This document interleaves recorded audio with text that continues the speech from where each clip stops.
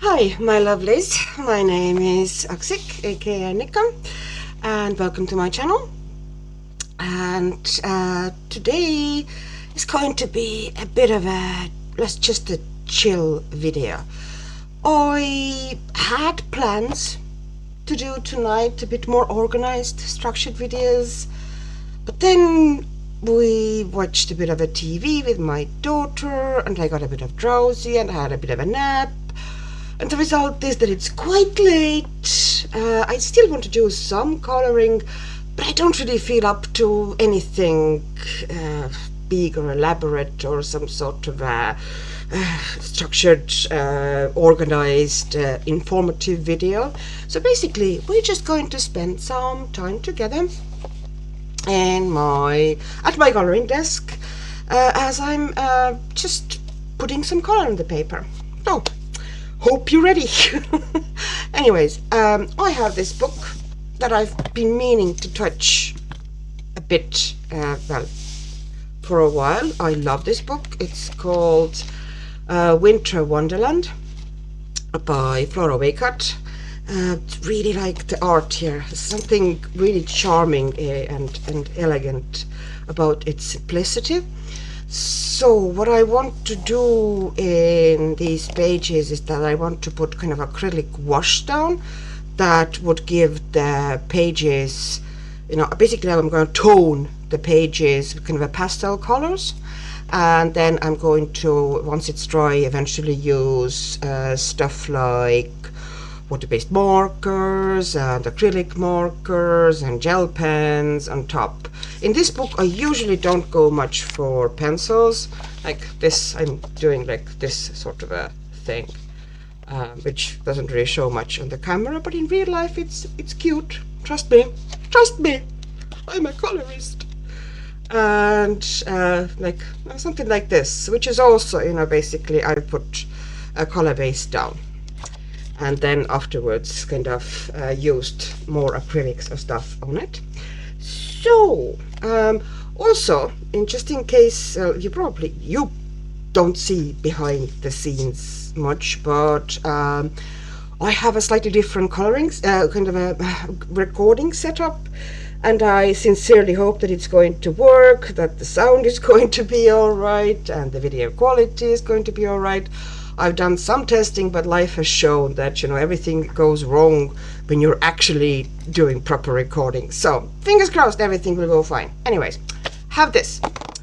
I could, of course, essentially mix pastels from any color. You put in white. Take a color, put loads of white in, you have pastels, very pretty ones. I don't feel like it. Sorry. So I thought that I was going to take these are Holbein acrylic wash. Acrylic wash is essentially matte acrylic paint. I know that there's probably something extra there, but in its essentials that's how it functions. It's matte acrylic paint.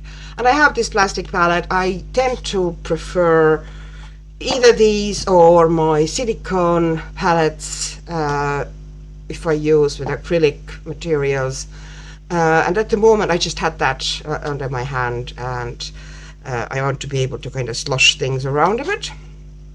So I'm going to pick the colors. So I want this kind of a really cute fresh pink. I'm going to squeeze some of it in there like that. That's plenty.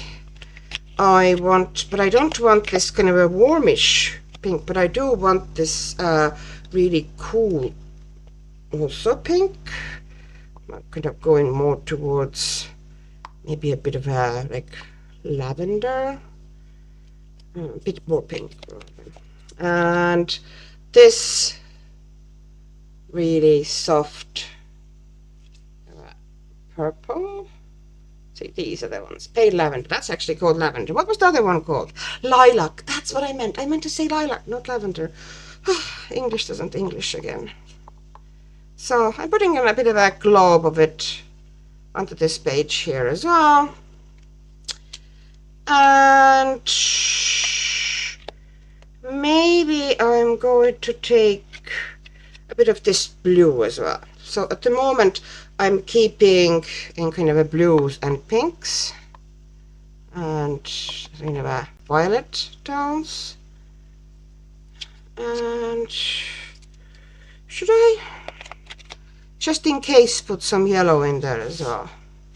Just, you know, for once. It's a very soft, it's actually called ivory white, but it has kind of a cream undertone.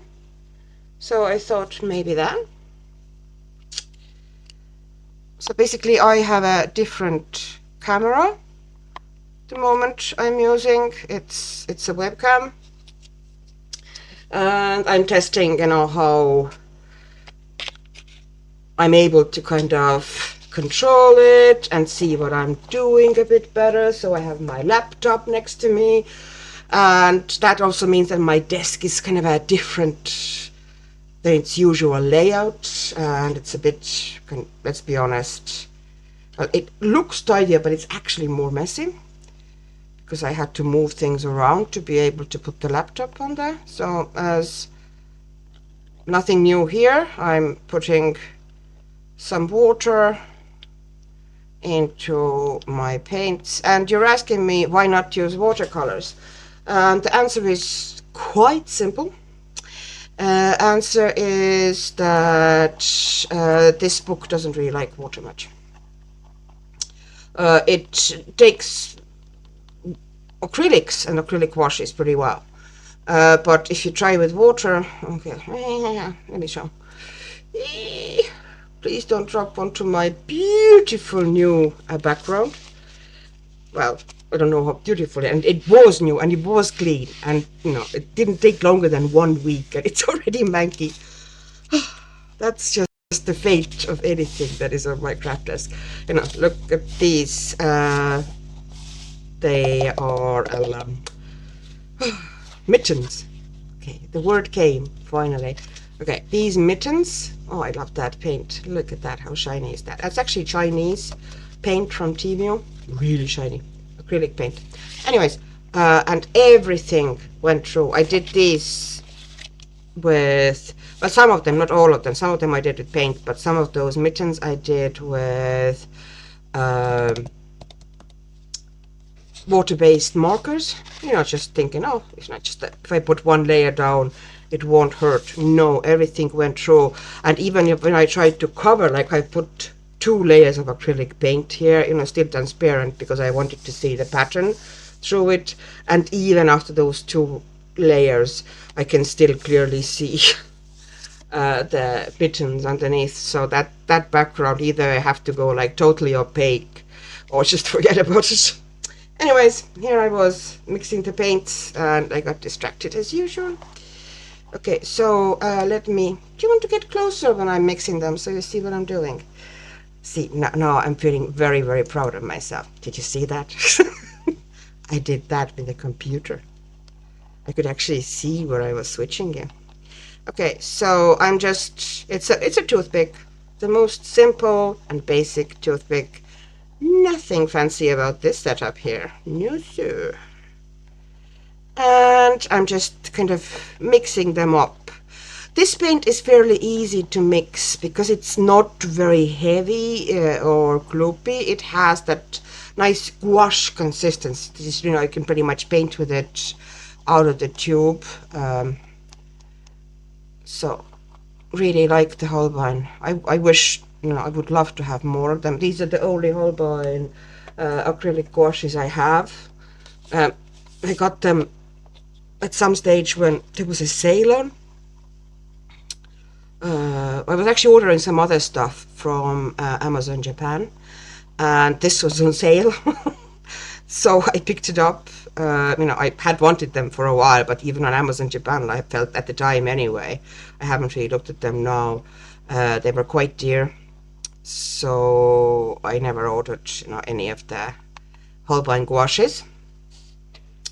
And then, oops, I saw this on an order line, and it really is lovely. Like the consistency is beautiful, and it's really easy to use.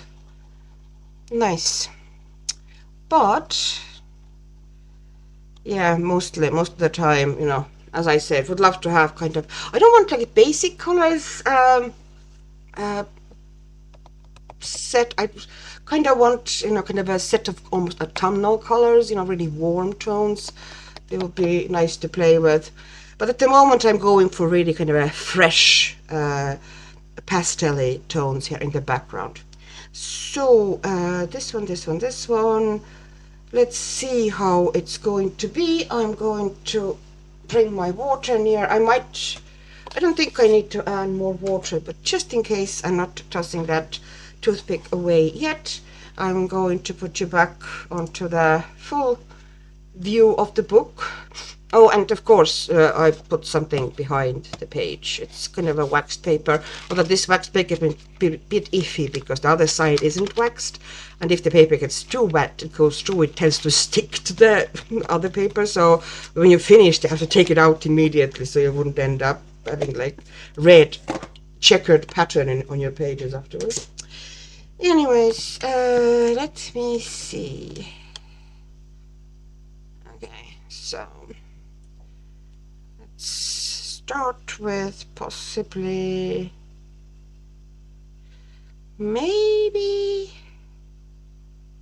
you. Yeah, that's correct consistency. Consistency.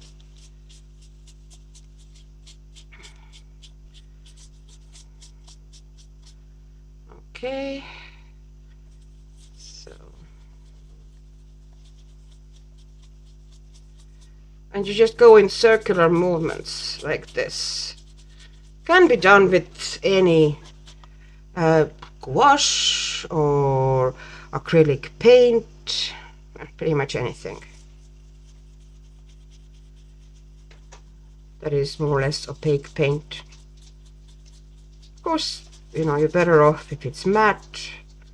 Then you just keep kind of adding the colors and varying the colors as you go on, and you work pretty quickly because obviously, you know, it's a wash as well, so it absorbs into the paper pretty fast. That is my dog shouting. Shen, go away. I'm not doing it with you tonight, okay? I disapprove. I can't, okay? I need to work fast here. I can't jump up and do what you want me to do.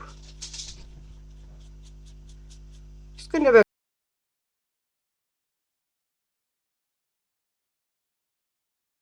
go into other color as well, slightly blend it out. Okay, and you know, okay,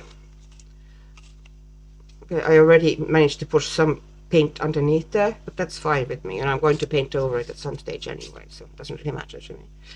It happens when I push the brush like this, you know, over the edge of the page.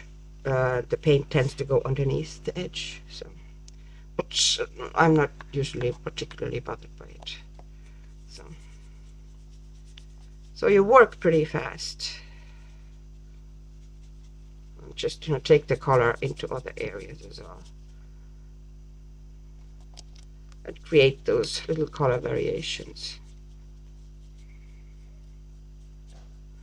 And the thing about the beauty here is also that because they're pre-mixed, there is no issues with having to, let's say you run out of paint, and if you were mixing it yourself, which I love to do actually, don't misunderstand me and think that, you know, I am somehow condemning mixing your own paints. No, I love doing that, and you get really cool results. But what happens is that if you run out, and if you want exactly, well, at least, you know, quite close to what you had, it can be sometimes tricky to mix exactly kind of a very similar color. Whereas here, I can just take the same tube, which is already pre-mixed, put a bit of water in it, and I have exactly the same color. So That being one of the reasons why I like so much. Okay, so making sure that I have plenty of paint on it, coming into the warmer yellow here, and just, you know, quickly working and putting it at the page.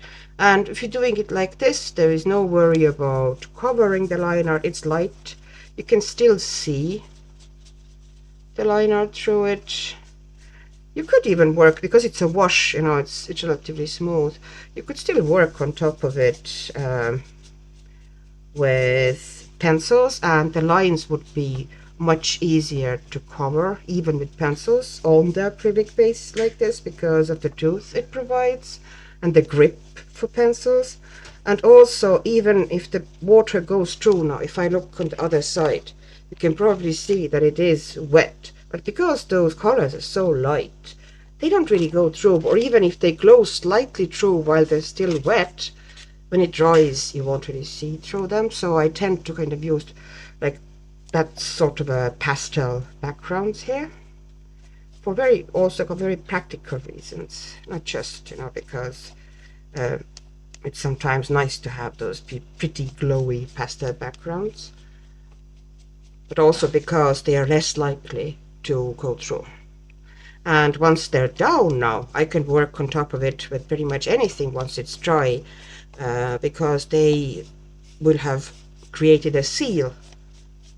You know, now that, you know, once it's all done, that page will essentially become, you know, it'll have a little bit of plastic cover, because that's what acrylics are. It's essentially a type of plastic, or form of plastic.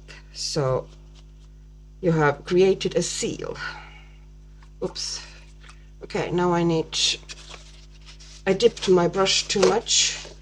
Running out of kitchen paper. Send help. Somebody want me to send a roll of kitchen paper? That would be really funny if I got it in the post. Oh. You know, practical stuff. Okay, so I went a bit into the blue, and now I got the brush just a bit wet, and I'm smoothing whatever I put onto that blue a bit out.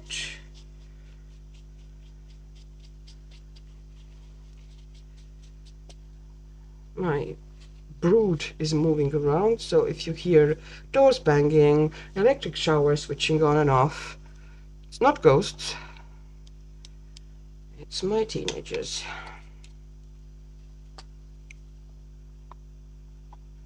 I probably shouldn't presume that your first thought would be, our house is haunted.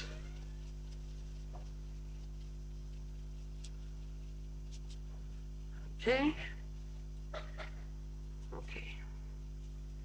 I hope you have enough light to see what's happening here.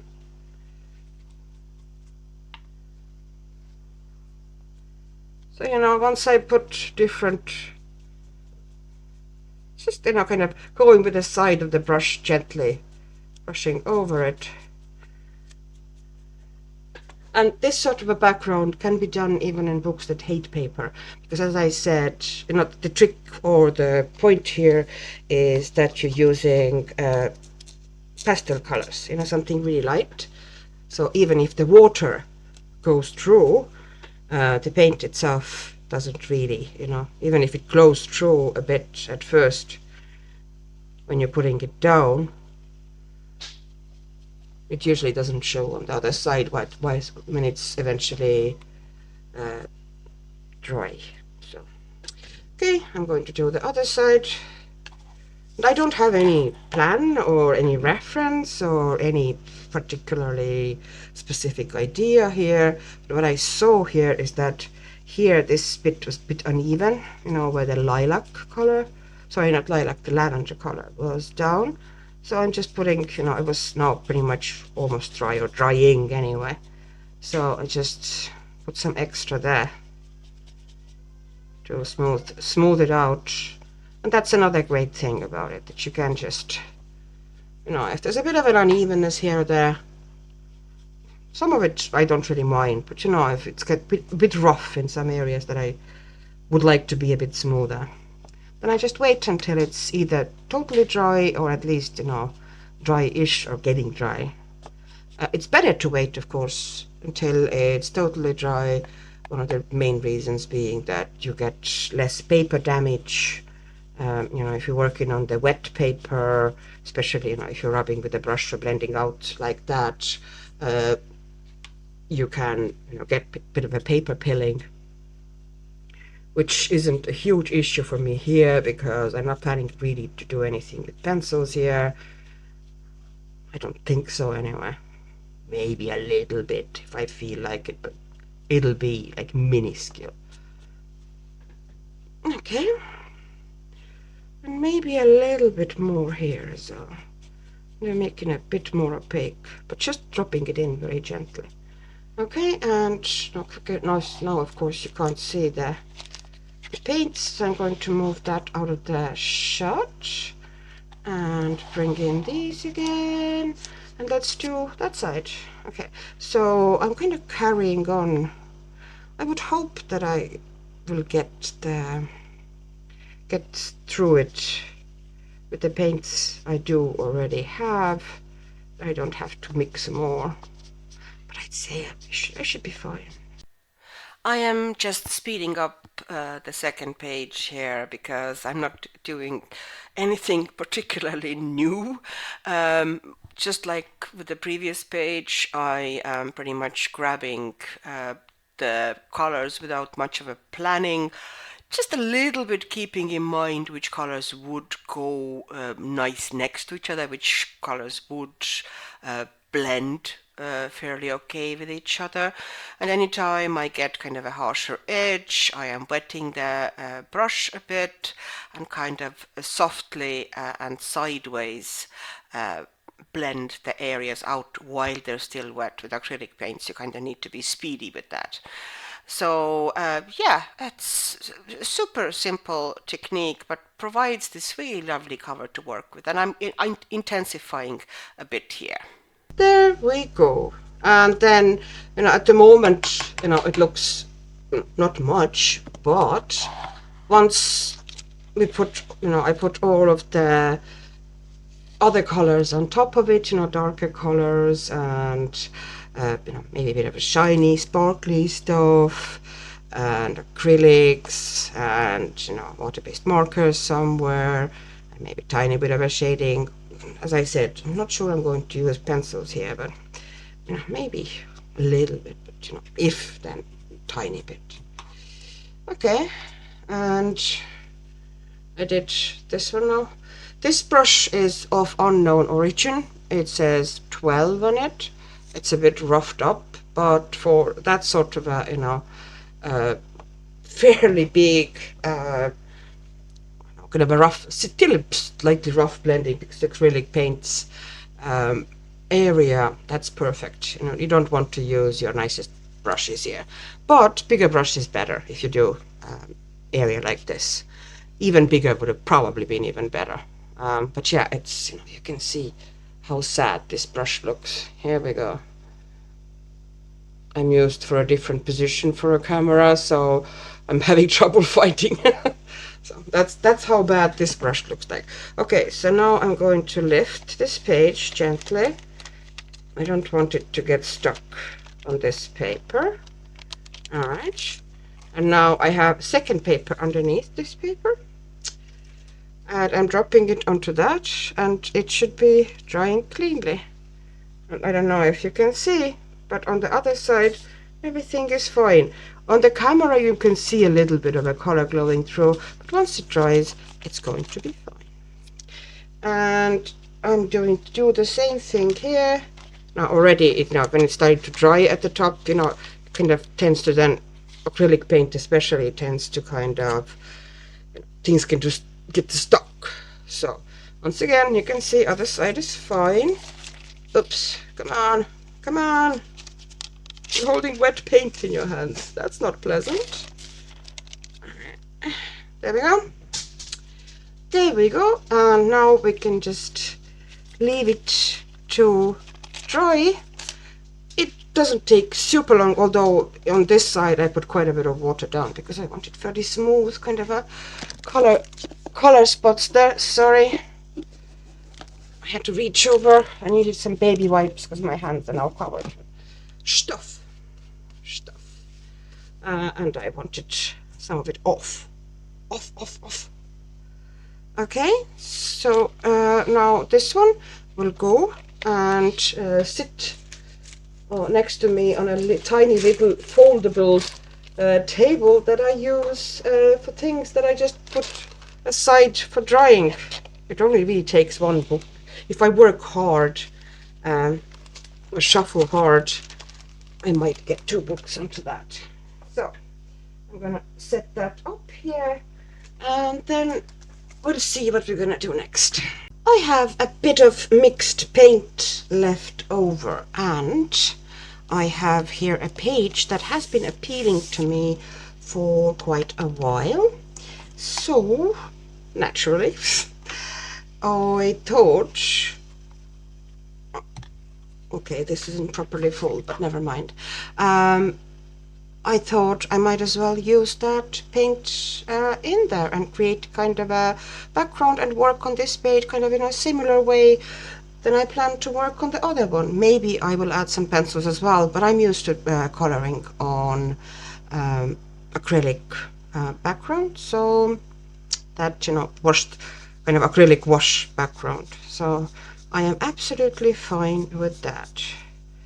So this is, it used to be better paper. Maybe this particular page is going to be all right. I've noticed that the sizing has deteriorated on this paper a little bit since last year, unexpectedly. But hey, we'll just figure it out. Now, what's happening, well, why I kind of am so drawn to this page is I really like birds. I have loads of bird feeders in the backyard, so I just think it's a cute page. Plus, I think the composition is lovely.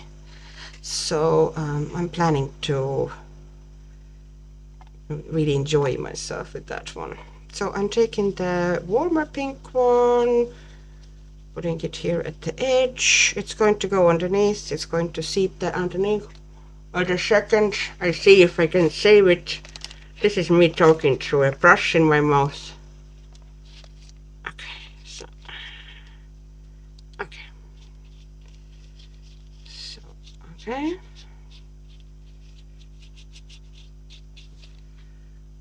Okay, more of it down. If you put paper towel like this on the slippery surface like wax paper, when you push the paint, it pretty much glides underneath the page. This one, because if the brush just, you know, slightly hits the paper, then you know, if you don't really put something really heavy onto it, it'll really, you know, quickly absorb into the paper here. So most of it won't get underneath the page. That's a good way to kind of try to save yourself some grief. On this paper, blending, it's a bit kind of better suited for water still surface, although not ideal, but, you know, better suited than the other book we worked in. So it's kind of easier to blend. They don't sink as fast, especially light colors like this. Darker colors would still sink in here, I know that now, but soft colors like this, they won't sink very fast into the paper. So you can kind of work a little bit of softening the edges and getting the paints, you know, go into each other. I decided to speed up the video from here for a little while just to avoid it becoming a bit of a drag. It's essentially a very similar thing I am doing here. Basically just grabbing colors as I go and blending them each other, except at the top there now this blue is way more intense for some reason than all the other pastels in this set, at least the ones I had out. So I'm having a bit of a trouble there to create more or less a smooth blend, but I do succeed eventually. And also, if there's tiny imperfections in kind of a blends, because you're going to have kind of coloring, and this is going to all, at the moment, it's the main thing that you see because that's all there is, all that kind of a background glow.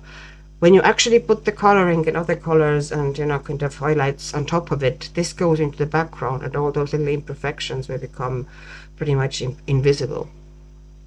So, and there's also going to be snowfall here, which means that I'm going to be probably splattering it to start with at the end. When I'm finished with the page, I probably put a bit of a snow splatter onto it, which will also kind of disguise anything that might be perceived as imperfection. Then again, perfection, let's be honest, is not our goal to start with. This is not what we're going for. Nothing needs to be perfect. It's just, after all, we're just playing around with our books. This is not our job. Nobody's going to come and grade us. And no coloring police is going to arrest us if we don't perform to satisfactory level. No. Yeah. This looks different color because it's just wet. So I'm just brushing over it very gently to kind of soften and even things out. And it will even things out once things dry a bit. So I'm putting a tiny bit of extra wash in there as well, because there was a bit of a unevenness there. And I want it to be a little bit smoother. But as I said, it's quite wet, so on top of that sort of a wet wash, it's very transparent as well, although, I have put now several layers on, that's why it's getting more opaque. I like that it's more opaque, because I can then bring things forward better and get rid of the lines.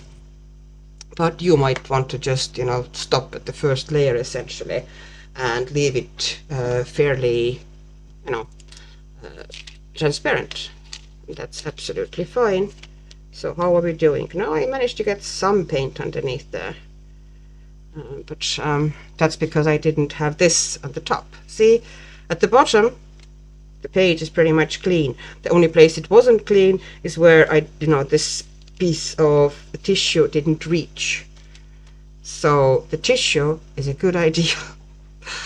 But I'm probably going to do something opaque in the background at the back there as well. So we'll be fine.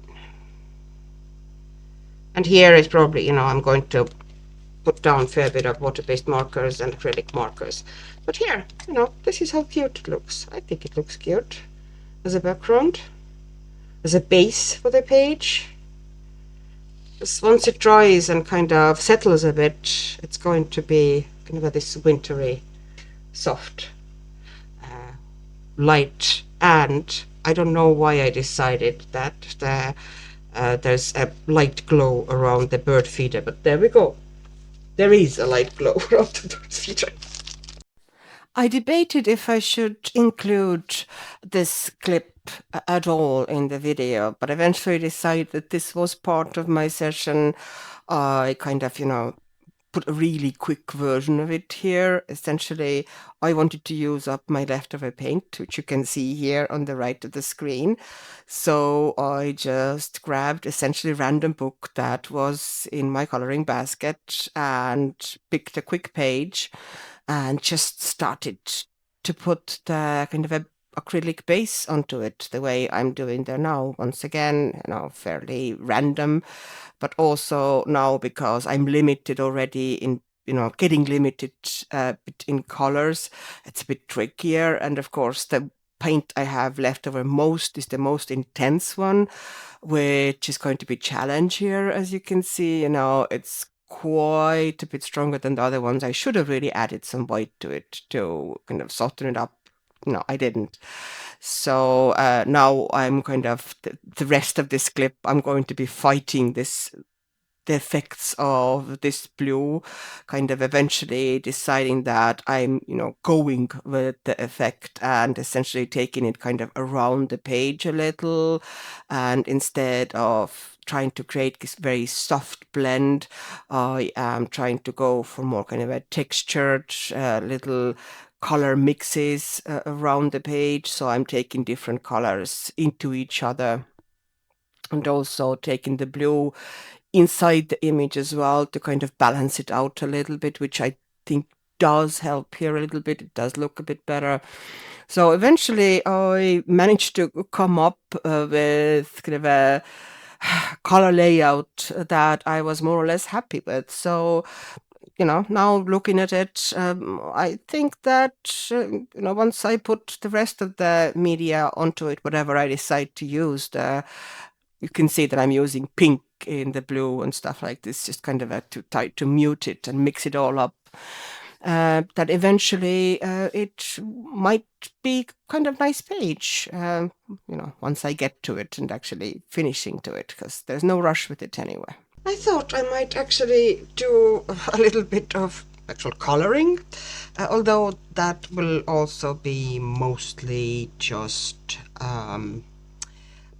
basing, but we'll work on it.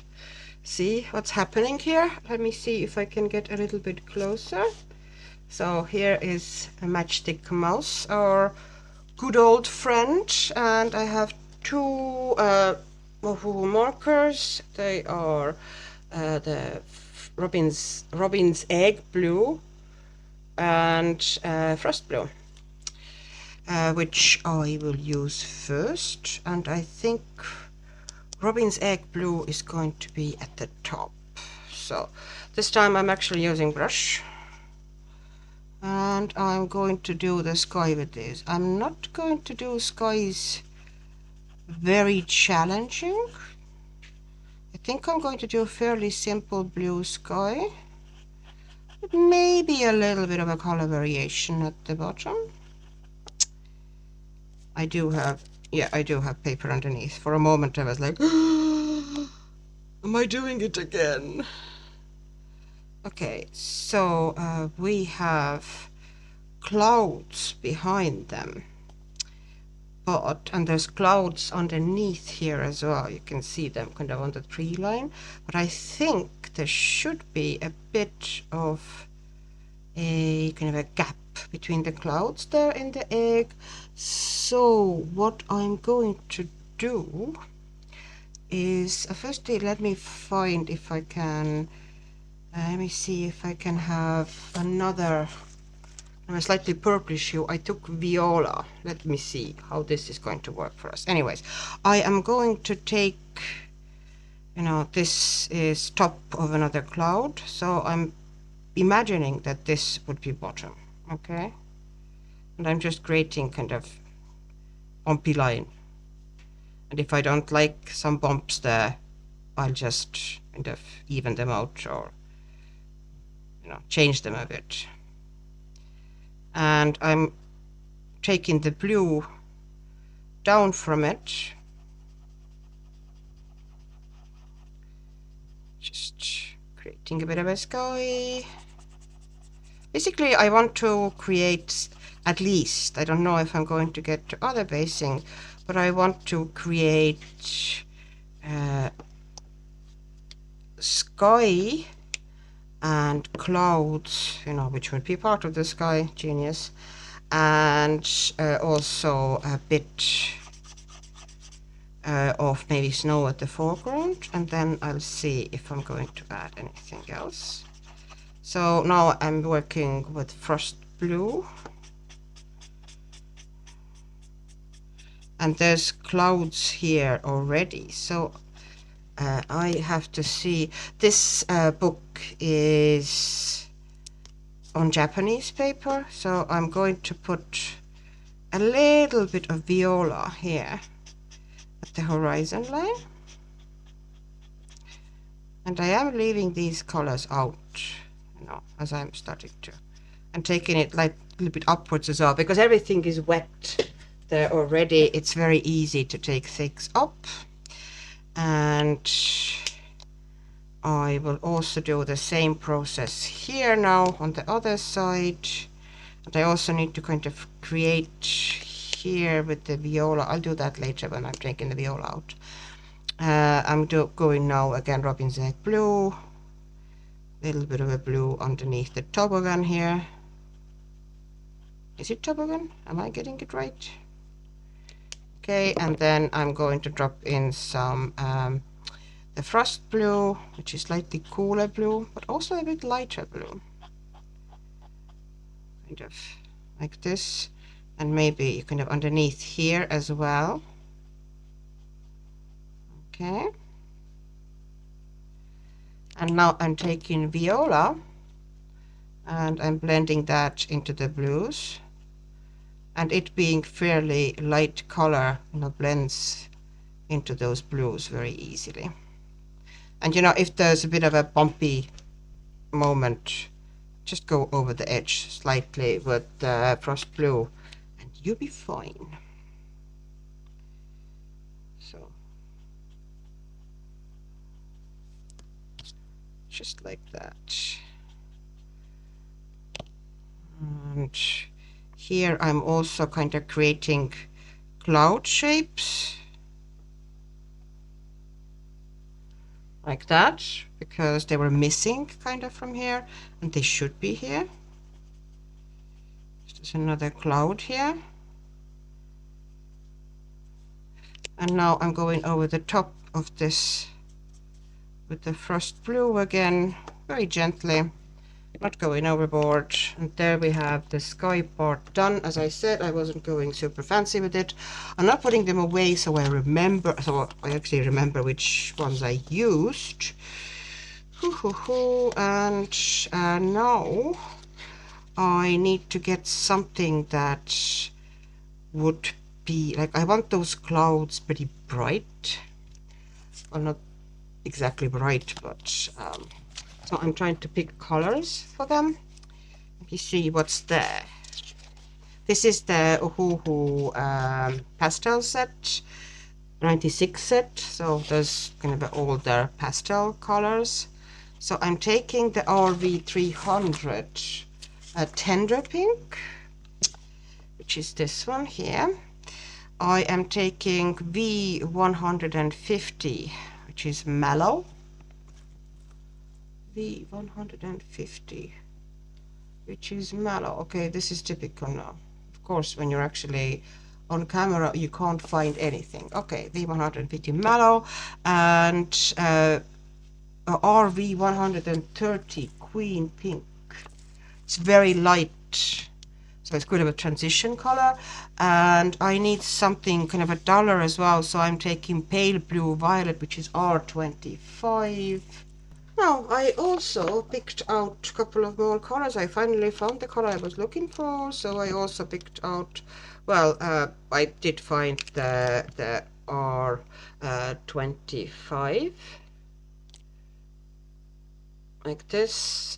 I also picked out these colors, so it's rainflower purple, chiffon, lemon chiffon, and also some pinks. And I also picked out the primrose like that. So all these colors. I don't know if I'm going to use them all, but I like to have them on the ready. Now, because they tend to bleed, even in decent on Amazon paper, on this one, they do tend to bleed.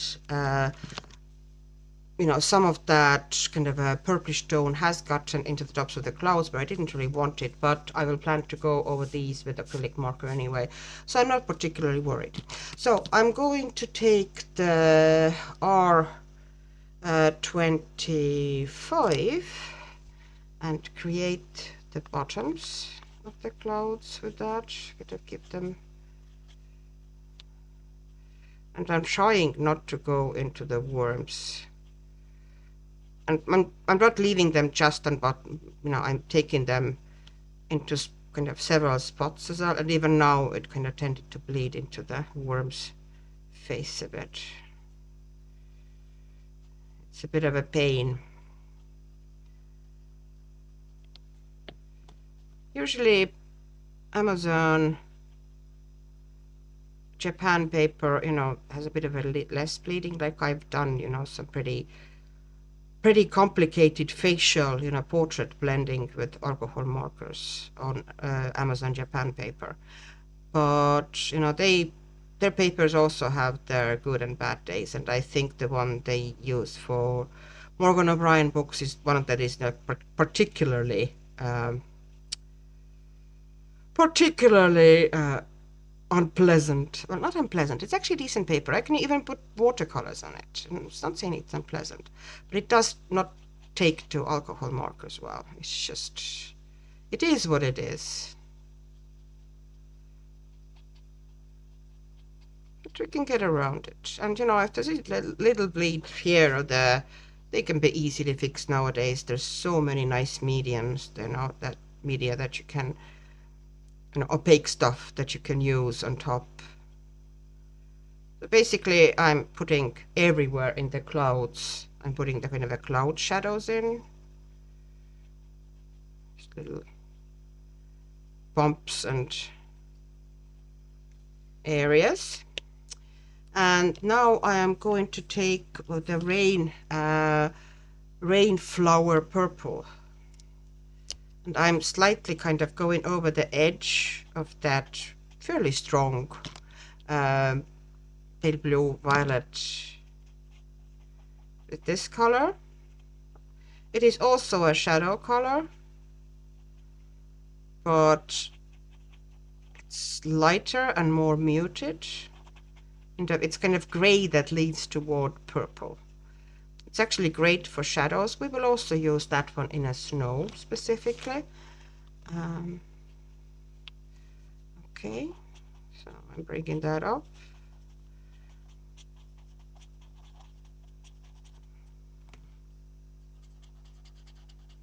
I don't think actually that I'm going to put much of a very strong pink, so strong pink accent into it. I will probably leave them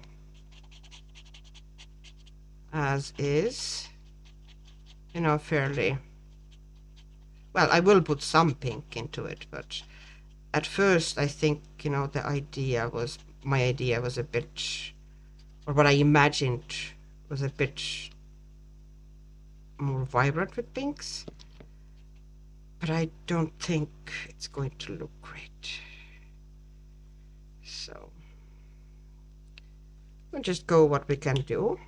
Now we're leaving that area there. We don't leave it alone. What we're going to do is to drop some pink into it. So we take V150, which is called Mallow, like this. And as I'm saying, I'm just getting used to the new camera, so I might be putting my fingers, I was so used to where I lift my hands and how I go over them. If I need to show something close to the camera, I have that movement in my hands. And I'm literally dropping pink here and there. Not in kind of a full stripe of it way, but little glints of pink. Like this. Like this. And here where the cloud is bigger, I'm going to give a bigger area of pink. And if you hear something in the background roaring, that is our electric shower. Yeah.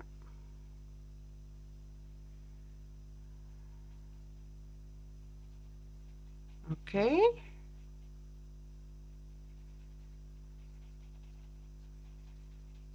There we go. Now, we have put some pink in. Now I'm going to take the lighter pink, which is it's RV 130. If you have any, like, because as I said, I am using different camera, I am using a different setup. If you have any comments about that, if it's, stop it, stop it, stop it, it's terrible, don't do that anymore, or yeah, we prefer that to your previous setup, can you please let me know? Because I would appreciate feedback on that.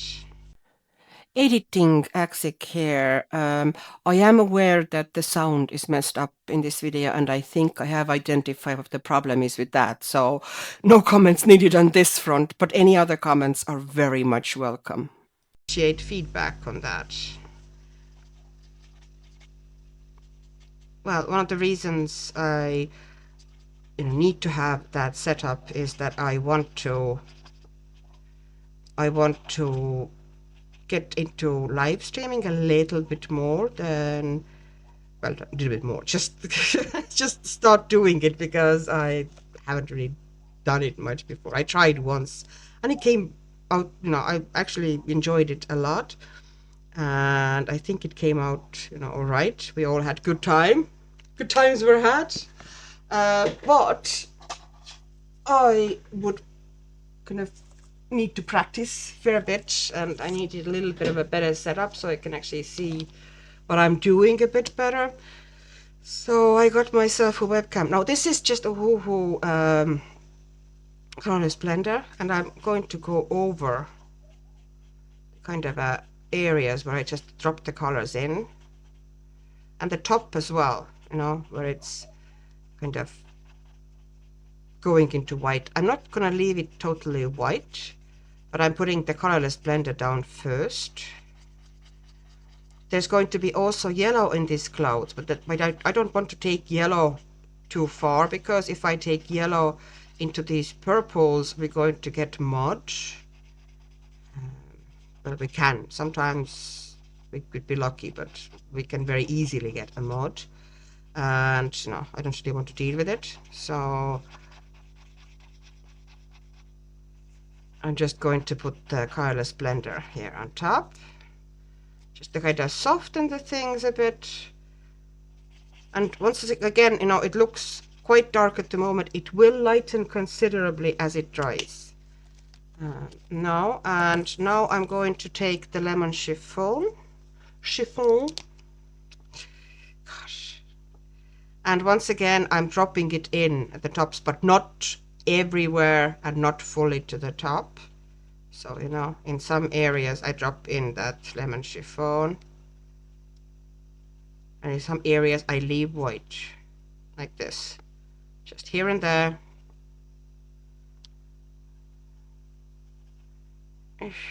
Oof. No. There we go. And maybe even to the bottom a little bit, some areas to kind of... It's fine. It's fine. And now I'm taking Primrose, which is the lightest color. And I am now doing the whole top of the clouds with it.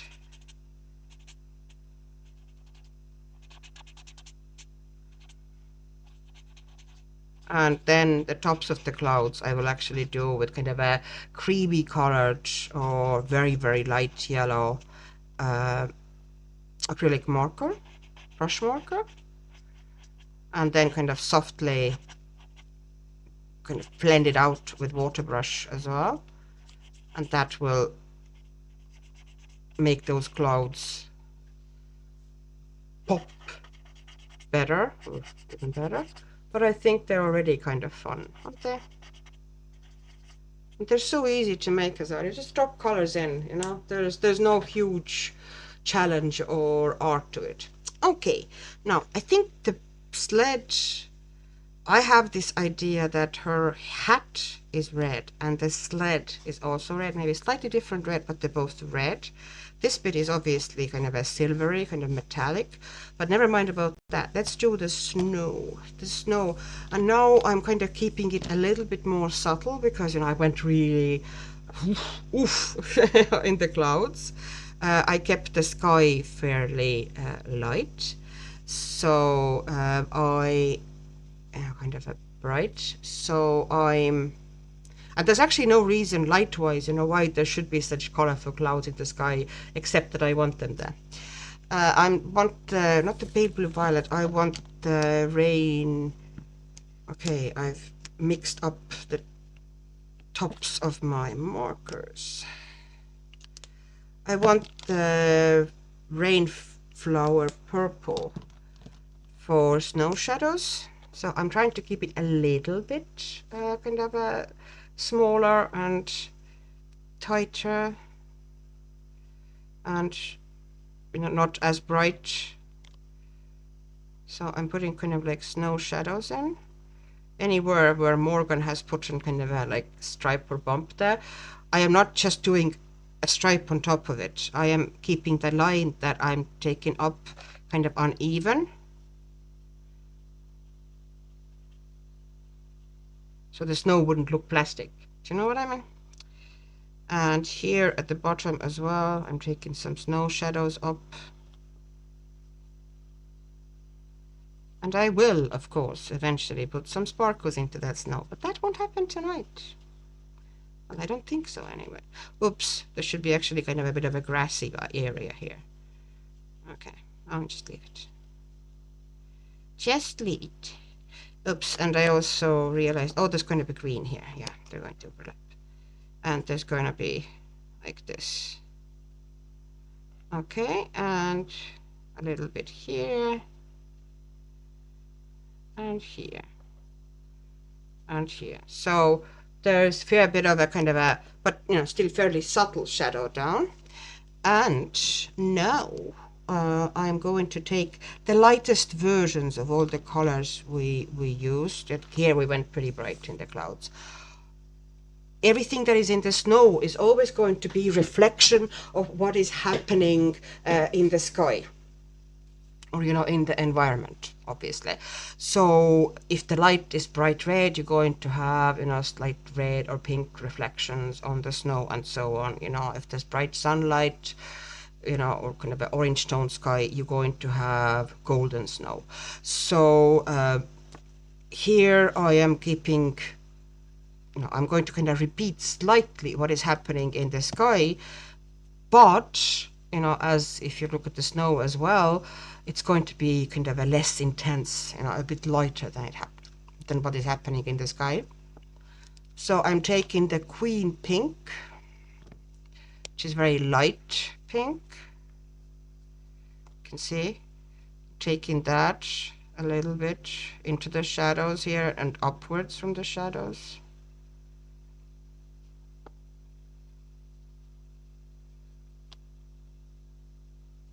And just, once again, not everywhere, not cover everywhere, just drop it in some areas like this.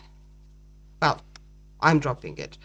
This is one way of doing things, and it's not necessarily correct way or wrong way. It's just sometimes I like to do it that way. And I don't do it like that all the time either, but I do like to kind of have this colorful snow. I don't know, I just like it. And now I'm going to do once again the good old, I'm going to go in again with the Rainflower Purple and kind of strengthen some areas, and maybe going over the pink a little bit in some places, but definitely kind of strengthening the shading in some places to make sure that we have variations of where it's darker and where it's lighter. And now we're taking the good old, that was a notification I got from, I don't know whom. Anyways, it's my phone, which I of course didn't think of putting on silent. Colorless blender, and I'm going to go over the whole thing again, just softening things now. And at the moment everything looks darker. It's actually not, it's just wet with, well, alcohol, spirit, which means that it evaporates pretty soon and faster than your watercolor would, but it'll kind of diffuse everything now there. And while it's wet, I'm taking the Primrose, which is like really, really soft yellow, the softest really. And I'm dropping it on top and the highlights where there's no shading in the snow. Also not everywhere and not evenly, but I'm dropping here and there. Okay. And that's it. And at the moment it looks way darker than it actually is. And once, you know, everything is done, then I will go in and I will put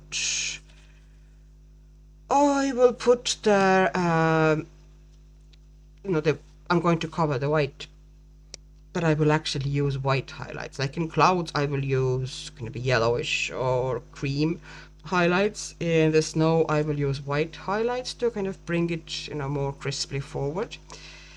And here now, because I went over with the alcohol blender, everything is lightened, so I'm adding a little bit of extra in some spots, kind of darkening the shadows, just to intensify things a bit.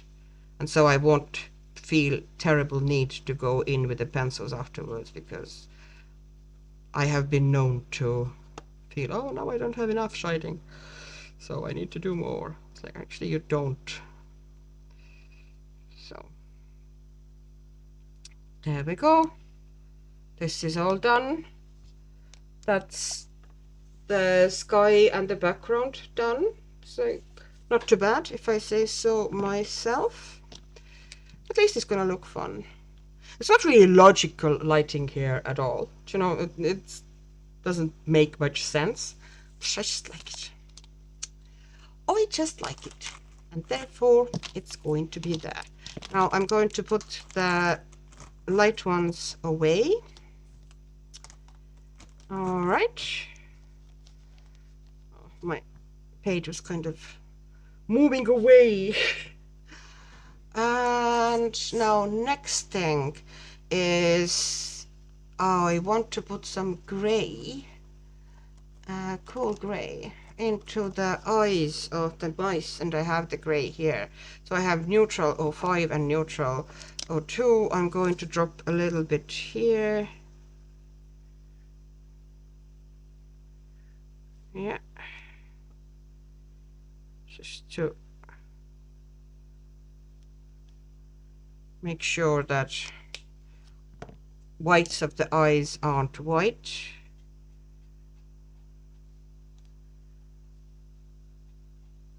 Here I might actually bring some white back. At the moment they look very gray, but I actually might put more gray, you know, darker gray with the pencil. So I will definitely put more into the eye.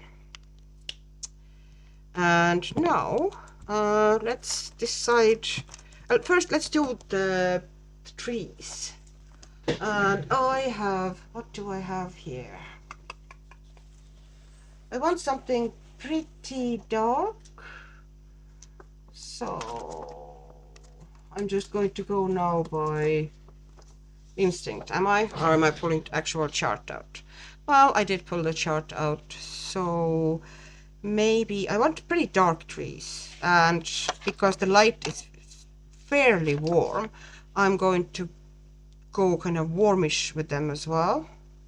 Actually, no, I'm going to go into these greens. So I'm going to go into G5. G5, G5, G5. Okay, and I'm making the trees pretty dark. Firstly, they are pretty distant, so they're not going to show huge amount of detail.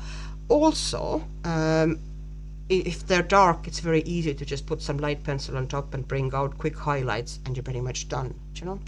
So because they're kind of distant trees, I'm not going to, you know, they're not the focus of this page. But it's nice dark green. I like that tone, the G5. It's a good green. Yeah. And just making sure that I don't go over with it. Now I'm trying really not to get it to bleed, because that would be quite a bit of a pain if it went into the sky that I just finished all pretty. But you know how those silhouettes immediately kind of lift the skyline here. And of course there's going to be all those snowflakes I will do these with acrylic markers as well. So there's going to be a lot of white on this page, and I will of course paint the surrounding white. I don't like to leave it white. I know that it doesn't bother many people, but for some reason for me it feels always unfinished in these books if I don't put anything onto it. Actually, now I'm using the same green. It's always a good idea to use the same color. So I'm using the same green on what? Oh, his hat would look really cute. His hat could be really dark green, and it would be very easy to put highlights into it, and a bit of a darker shading as well. I find dark is actually easier to shade than on alcohol markers on that sort of a paper anyway, than the very pastel colors would be, because there's less work obviously. Wait a second. Okay, so he also has, might as well do the scarf the same color, is it? Or will I do the scarf different? Actually, I might give a little worm, happy worm, a green scarf. Oops, I think I missed a bit of a sky here behind the worm, it seems. No, it's the pink, because he would be curling against himself. Yeah. Okay, so that's about all I can do with that color. Now I need these tufts of grass here, and I'm trying to pretty much whatever I put onto the page, I try to repeat it somewhere. So it's not going to be bright green, okay? It's going to be tired wintry grass. So we need something very muted. Do we have anything like that here? Maybe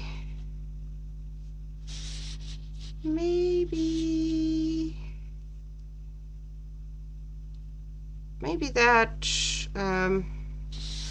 Actually, I'm going to go for GY8 if I can find it. GY8. Yeah, I found it. Maybe I'm wrong, but it seems it might be the correct color. Yeah, especially if I add, kind of like darker shading into it as well. There is some grass showing from underneath the snow.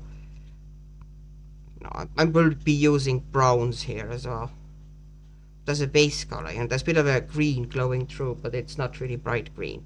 But we will use that green somewhere else on the page.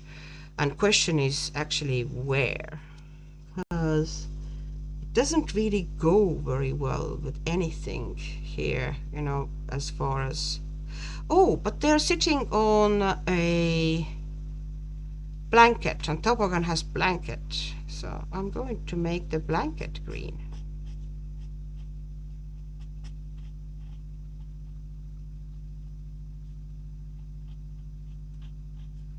Like this. And that is also super easy to shade. It's dark enough not to need huge amount of color added to it.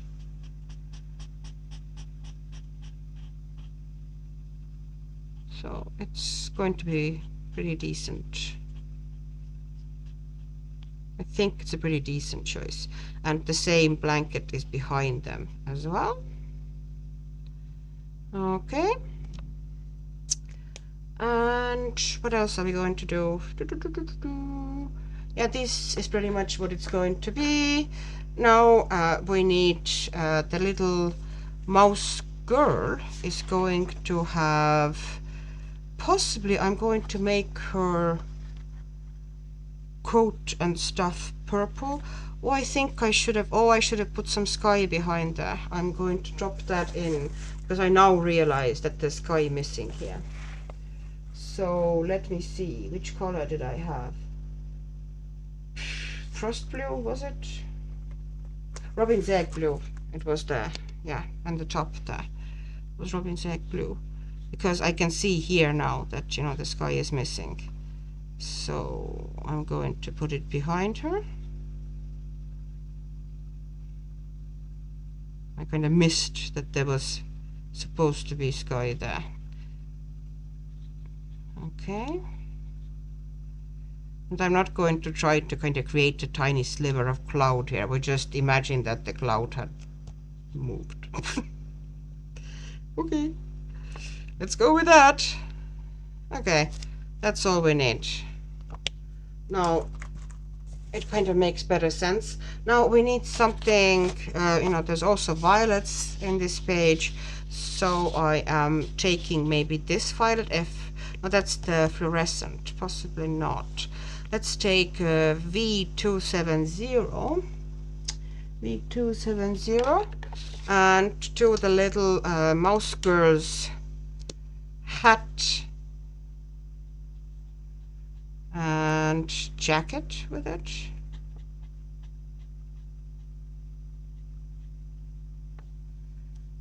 Okay, and here, okay, this part is, and the jacket as well.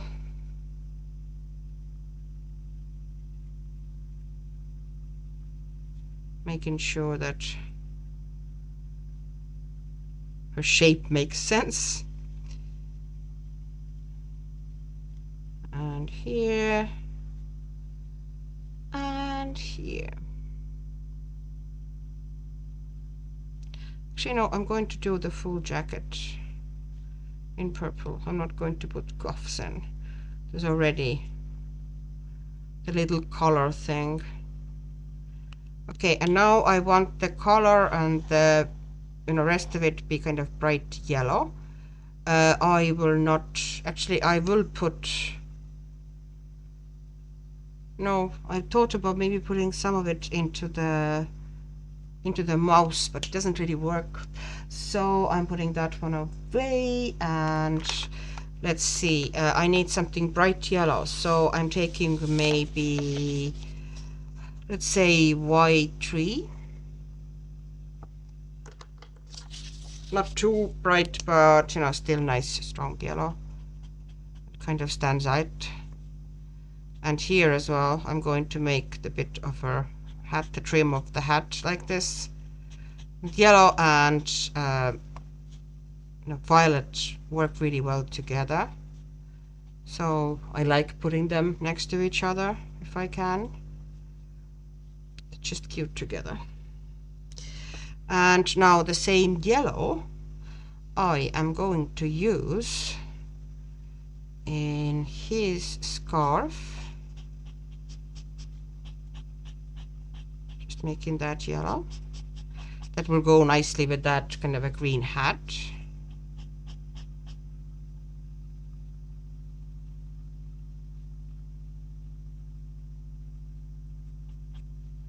And this bit is also okay. I got a bit confused where the jacket. He doesn't wear jacket. The boy nephew, that's a nephew from what I understand. The boy usually wears only a scarf. And the girl has full kit, all pretty stuff. You know, lovely little jacket and hat and everything. Okay, and now we need to do, I think I want this one also be kind of yellow instead of white. Kind of traditionally you would have kind of white tuft there, but I think I will make it yellow, and I think that's enough of this yellow on the page.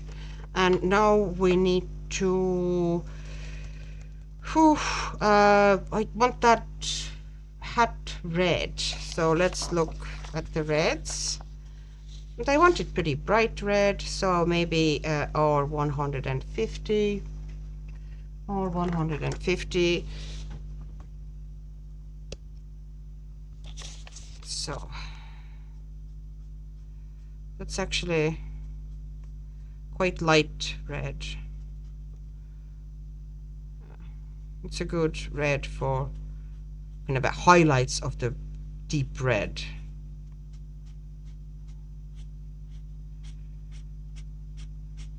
If I was depicting actually shading something deep red, I would often use that. At the moment, I don't really want to do actual shading on this paper with alcohol markers, especially in the characters, because I saw in the sky that the bleeding happened super easily. So I'd rather just let it do something flat, and it's going to be quick enough in these books to work a bit pencil on top, and there you go, a page ready. Okay, and here I am going to drop the red into the not frills, whatever you call them, of the scarf, just to repeat the red somewhere, just to keep things consistent. And I want the toboggan also red, but different color of red. Like I don't want the same red than the hat. So what red are we going to do? Maybe R4. So I'm going to put the R150 away and find R4. There we are. And this we need to be now reasonably careful, because that will cheerfully bleed into the sky, and then it's a pain to fix. But if it does, it does, I'm not going to get all stressed over it either, to be honest.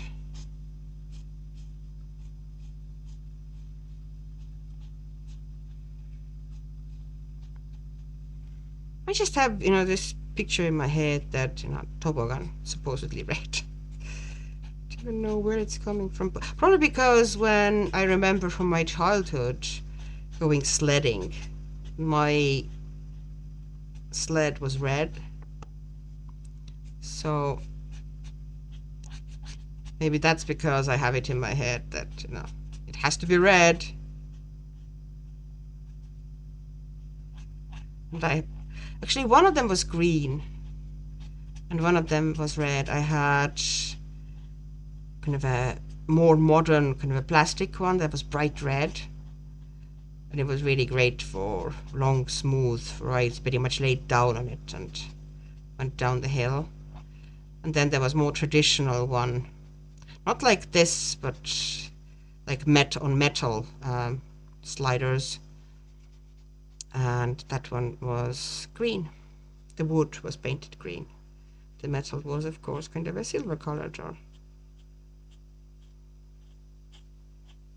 So there were some other ones around as well, but these two I kind of remember very clearly.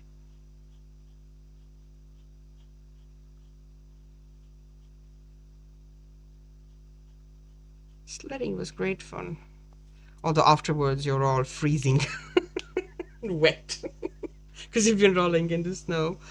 Okie doke. So I want to put something grey in there. I'm not going to be trying too much. I'm just taking the color off. So I'm just taking cool grey 05. I'm actually I'm taking the white off. That's what I'm doing here. Since I'm shading pretty much everything with pencils, I'm just doing it for this one as well. But I will see the red came a little bit into the kind of a metal bit here, but it's not too bad. That can be easily fixed. That is not a problem. So I want to make one of the mice kind of gray and two of them brown. So let's go with, okay, one of them should be gray. I would like it to be kind of warm gray though. maybe the cocoa brown. Let me see. Yeah, one could be kind of cocoa brown. So, and here I'm actually kind of trying to leave some highlights, just some white, you know, where I feel like there might be, like here in the ears and stuff, and on top of the nose. I might not use them, I might just take them up to a, you know, full color, but it's handy if it's there. And I'm going to put it into her little paws as well, and here on top of the ear. Okay, she has color, and I need to now put color into the... Okay, one of them is going to be more gray, so I'm going to get warm gray. It's warm gray 090. It's warm gray 09 essentially. Okay, maybe not the chisel here. So I'm going to make him... Okay, that was a bit too... Okay, something has gone wrong here.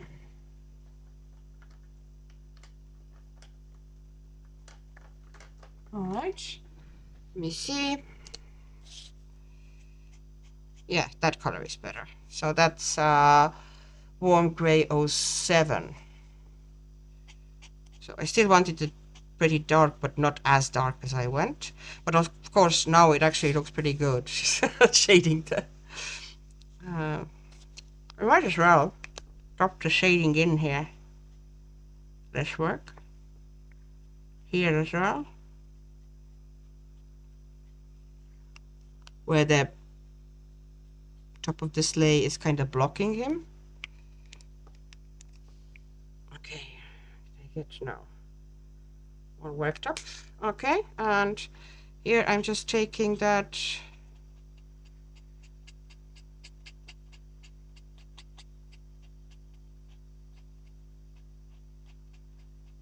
the nose and onto his butt and ears also. Let's not forget the ears. And the matchstick mouse is going to be kind of just... I would actually use two colors. So let me see which ones I'm going to use. I'm going to go pretty warm. So I'm going to go E120. Yeah, 120 and E220. So E120 and E220. Yeah. So I'm going to put down the E220 first. That's called Sand. And that goes pretty much all over the mouse.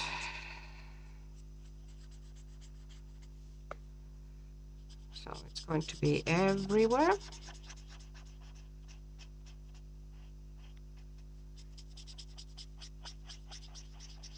Oh, he has a scarf as well. I kind of forgot about the scarf. She, not he. It's... Matchstick Mouse is a girl. Okay, so now I'm going to put that other color in, which is reddish brown. And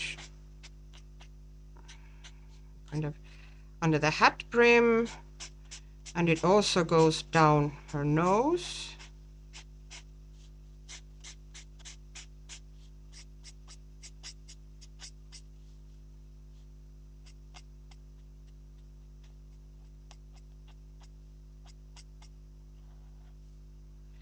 Now, and I'm going to also put a tiny bit of darker color here as well. I will do, of course, some shading afterwards, but well, a fair bit of shading, but it's always easier if there's a little bit of kind of basic shadows down already before you go and start doing the shading. Now,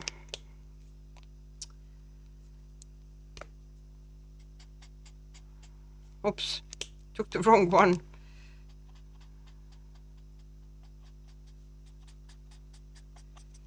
Wait a second.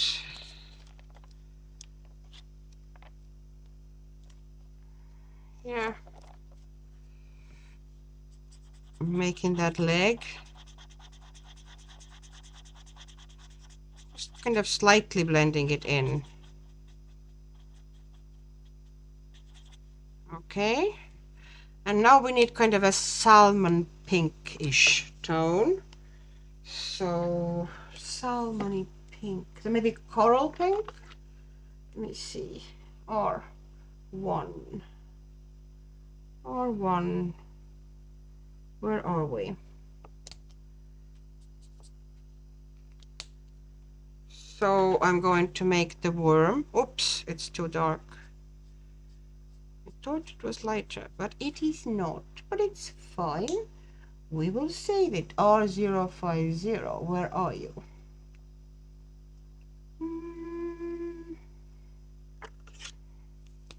Okay. That's a bit...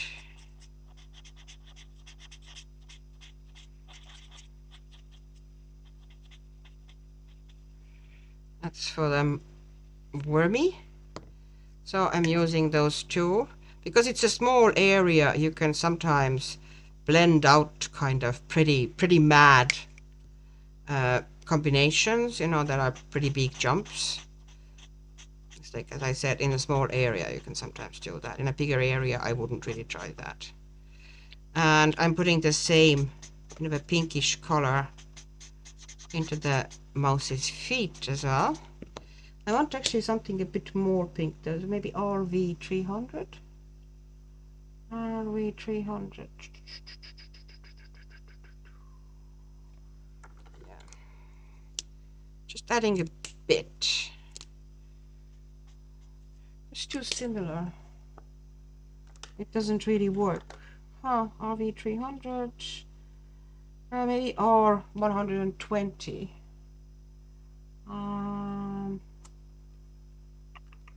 Yeah.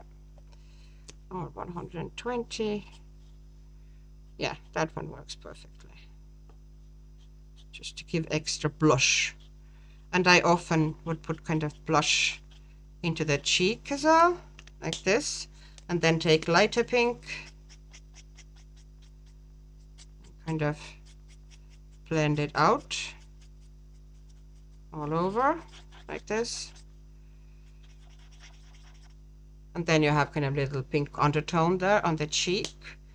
I also need some pink in a nose, in the mouths of all of them, all the noses, let's make them pink, and all the ears we're gonna make pink. Okay, we're getting there. I still need to figure out Matchstick Mouse's scarf though. I somehow utterly missed that.